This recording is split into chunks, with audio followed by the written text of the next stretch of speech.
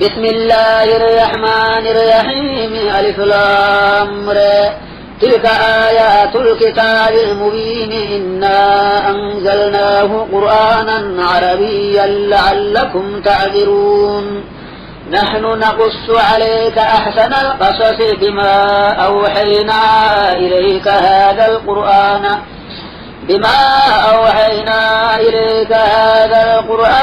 وإن كنت من قبله لمن الغافلين إذ قال يوسف لأبيه يا أبت إني رأيت 11 كوكبا والشمس والقمر رأيتهم لي ساجدين قال يا بني لا تقصص رؤياك على إخوتك فيكيدوا لك كيدا إن الشيطان للإنسان عدو مبين وكذلك يجتبيك ربك ويعلمك من تأويل الأحاديث ويتم نعمته عليك وعلى آل يعقوب كما أتمها على أبويك من قبل إبراهيم وإسحاق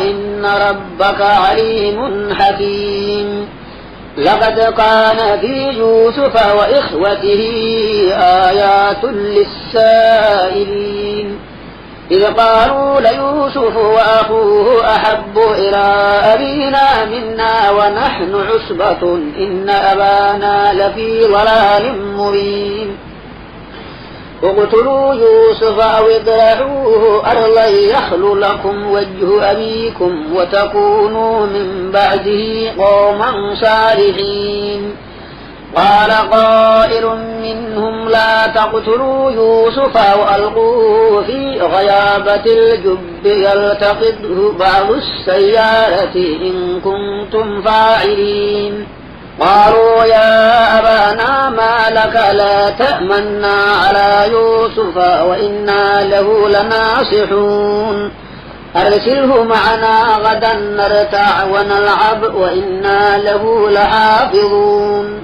قال إني ليحزنني أن تذهبوا به وأخاف أن يأكله الذئب وأنتم عنه غافلون قالوا لئن أكله الذئب ونحن عصبة إنا إذا لخاسرون فلما ذهبوا به وأجمعوا أن يجعلوه في غيابة الجب وأوحينا إليه لتنبئنهم بأمرهم هذا وهم لا يشعرون وجاءوا أباهم عشاء يبكون قالوا يا أبانا إنا ذهبنا نستبق وتركنا يوسف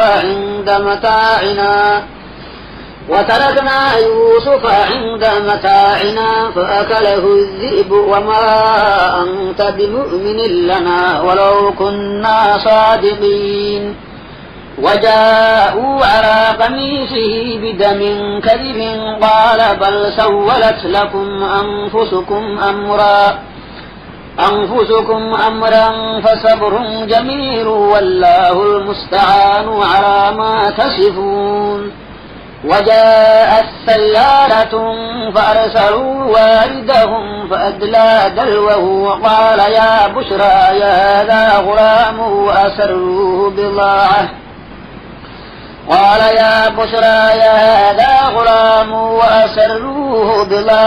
والله عليم بما يعملون وشروه بثمن بخس دراهم معدودة وكانوا فيه من الزاهدين وقال الذي اشتريه من مصر لامرأته أكرمي مثواه عسى أن ينفعنا أو نتخذه ولدا وكذلك مكنا ليوسف في الأرض ولنعلمه من تأويل الأحاديث والله غالب على أمره ولكن أكثر الناس لا يعلمون ولما بلغ أشده آتيناه حكما وعلما وكذلك نجزي المحسنين وراودته التي هو في بيتها عن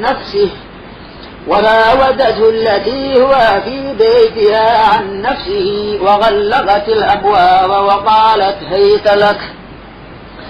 قال معاذ الله إنه ربي أحسن مثواي إنه لا يفلح الظالمون. ولقد همت به وهم بها لولا أن رأى برهان ربه كذلك لنصرف عنه السوء والفحشاء إنه من عبادنا المخلصين. واستبق الباب وقدت قميصه من دبر وألف يا سيدها لدى الباب. قالت ما جزاء من أراد بأهلك سوءا إلا أن يسجن أو عذاب أليم. قال هي راودتني عن نفسي وشهد شاهد من أهلها إن كان قميصه قد من قبل فصدقت وهو من الكاذبين وإن كان قميصه قد من دبر فكذبت وهو من الصادقين. فلما رأى قميصه قد من دبر قال إنه من كيدكن إن كيدكن عظيم. يوسف أعرض عن هذا واستغفري لذنبك إنك كنت من الخاطئين. وقال نسوة في المدينة امرأة العزيز تراود فتاها عن نفسه قد شغفها حبا إنا لنريها في ضلال مبين. فلما سمعت بمكرهن أرسلت إليهن وأعتدت لهن متكأ وآتت كل واحدة منهن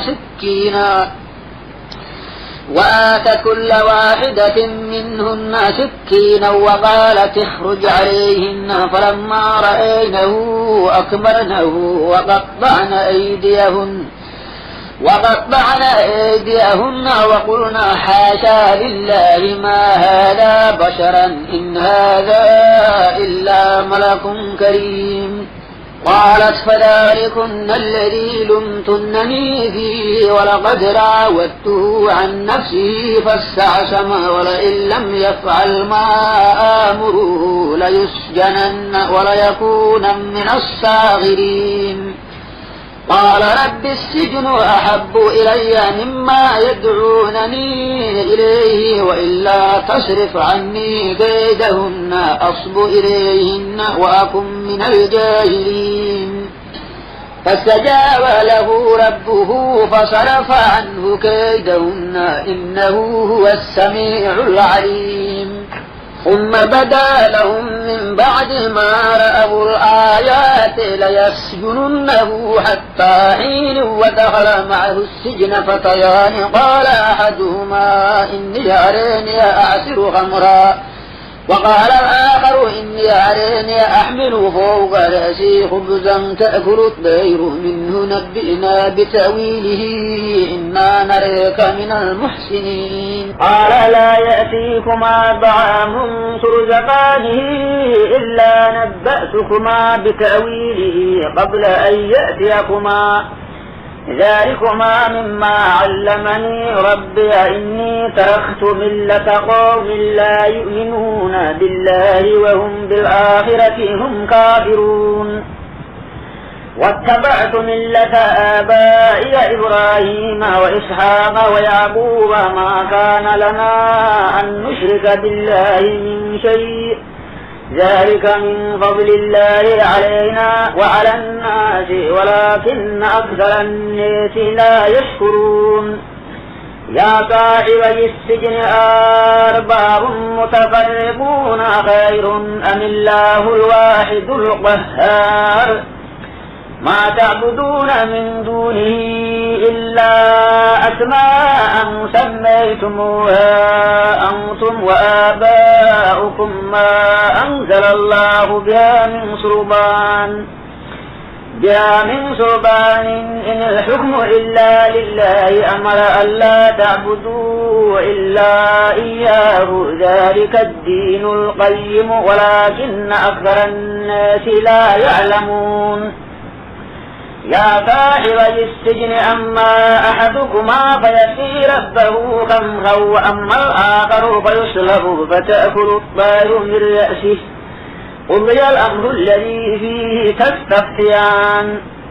وقال للذي ظن أنه ناج منهما اذكرني عند ربك فأنساه الشيطان ذكر ربه فلبث في السجن بضع سنين. وقال الملك إني أرى 7 بقرات سمان يأكلهن 7 عجاف و7 سنبلات خضر وأخر يابسات يا أيها الملأ أفتوني في رؤياي إن كنتم للرؤيا تعبرون. قالوا أضغاث أحلام وما نحن بتأويل الأحلام بعالمين. وقال الذي نجا منهما وادكر بعد أمة أنا أنبئكم بتأويله فأبشرون. يوسف أيها الصديق أفتنا في 7 بقرات سمان يأكلهن 7 عجاف و7 سنبلات خضر وأخر يابسات لعلي أرجع إلى الناس لعلهم يعلمون. قال تزرعون 7 سنين دأبا فما حصدتم فذروه في سنبله إلا قليلا مما تأكلون. ثم يأتي من بعد ذلك 7 شداد يأكلن ما قدمتم لهن إلا قليلا مما تحسنون. ثم يأتي من بعد ذلك عام فيه يغاث الناس وفيه يعصرون. وقال الملك ائتوني به فلما جاءه الرسول قال ارجع إلى ربك فاسأله ما بال النسوة اللاتي قطعن أيديهن إن ربي بكيدهن عليم. قال ما خطبكن إذ راوتن يوسف عن نفسه قلنا حاشا لله ما علمنا عليه من سوء. قالت امرأة العزيز الآن حسحس الحق أنا راودته عن نفسه وإنه لمن الصادقين. ذلك ليعلم أني لم أخنه بالغيب وأن الله لا يهدي كيد الخائنين. وما أبرئ نفسي إن النفس لأمارة بالسوء إلا ما رحم ربي إن ربي غفور رحيم. وقال الملك ائتوني به أستخلصه لنفسي فلما كلمه قال إنك اليوم لدينا مكين أمين. قال اجعلني على خزائن الأرض إني حفيظ عليم. وكذلك مكنا ليوسف في الأرض يتبوأ منها حيث يشاء نصيب برحمتنا من نشاء ولا نضيع أجر المحسنين. ولأجر الآخرة خير للذين آمنوا وكانوا يتقون. وجاء إخوة يوسف فدخلوا عليه فعرفهم وهم له منكرون. ولما جهزهم بجهازهم قال ائتوني بأخ لكم من أبيكم ألا ترون أني أوفي الكيل وأنا خير المنزلين. فإن لم تأتوني به فلا كيل لكم عندي ولا تقربون. قالوا سنراود عنه أباه وإنا لفاعلون. وقال لفتيته اجعلوا بضاعتهم في رحالهم لعلهم يعرفونها إذا انقلبوا إلى أهلهم لعلهم يرجعون. فلما رجعوا إلى أبيهم قالوا يا أبانا منع منا الكيل فأرسل معنا أخانا نقتل وإنا له لحافظون. قال هل آمنكم عليه إلا كما أمنتكم على أخيه من قبل فالله خير حفظا وهو أرحم الراحمين. ولما فتحوا متاعهم وجدوا بضاعتهم ردت إليهم قالوا يا أبانا ما نبغي هذه بضاعتنا ردت إلينا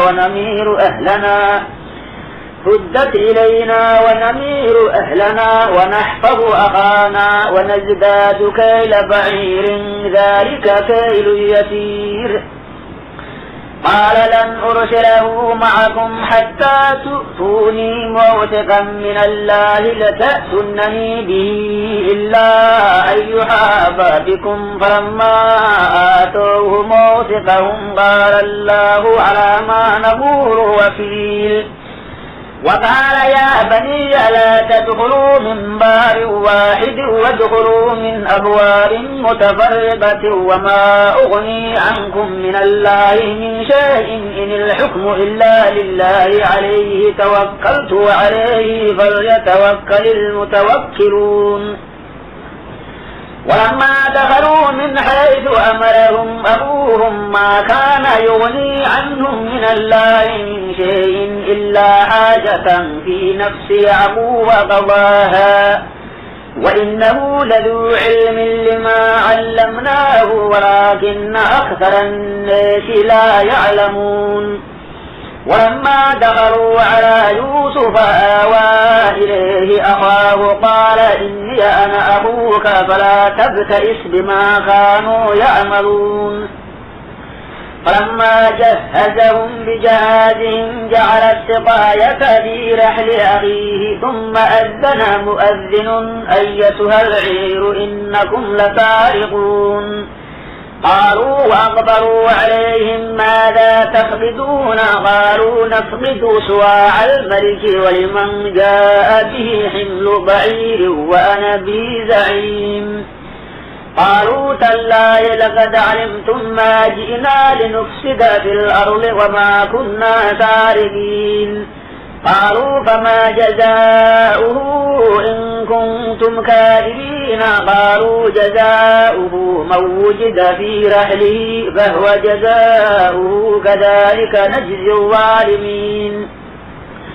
فبدأ بأوعيتهم قبل وعاء يخيه ثم استخرجها من وعاء يخيه كذلك كدنا ليوسف ما كان ليأخذ أخاه في دين الملك إلا أن يشاء الله نرفع درجات من نشاء وفوق كل ذي علم عليم. قالوا إن يسرق فقد سرق أخ له من قبل فأسرها يوسف في نفسه ولم يبدها لهم. قال أنتم شر مكانا والله أعلم بما تصفون. قالوا يا أيها العزيز إن له أبا شيخا كبيرا فخذ أحدنا مكانه إنا نريك من المحسنين. قال معاذ الله أن نأخذ إلا من وجدنا متاعنا عنده إنا إذا لظالمون. فلما استيأسوا منه خلصوا نجيا قال كبيرهم ألم تعلموا أن أباكم قد أخذ عليكم موثقا من الله ومن قبل ما فرطتم في يوسف فلن أبرح الأرض حتى يأذن لي أبي أو يحكم الله لي وهو خير الحاكمين. ارجعوا إلى أبيكم فقولوا يا أبانا إن ابنك سرق وما شهدنا إلا بما علمنا وما كنا للغيب حافظين.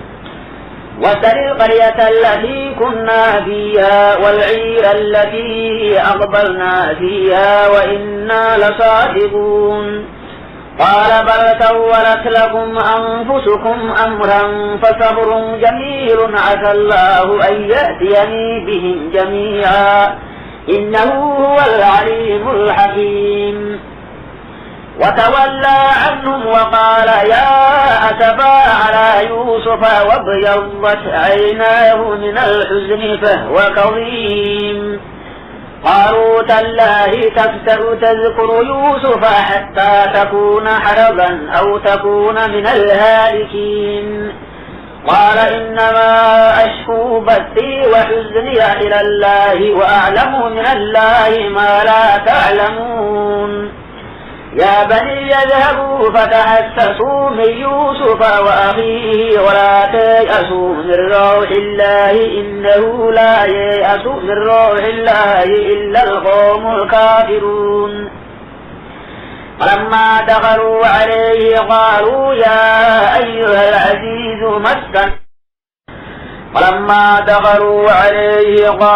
يا أيها العزيز مسنا وأهلنا الضر وجئنا ببضاعة مزجاة فأوف لنا الكيل وتصدق علينا إن الله يجزي المتصدقين قال هل علمتم ما فعلتم بيوسف وأخيه إذ أنتم جاهلون قالوا إنك لأنت يوسف قال أنا يوسف وهذا أخي قد من الله علينا إنه من يتق ويصبر فإن الله لا يضيع أجر المحسنين قالوا تالله لقد آثرك الله علينا وإن كنا لخادئين قال لا تثريب عليكم اليوم يغفر الله لكم وهو أرحم الراحمين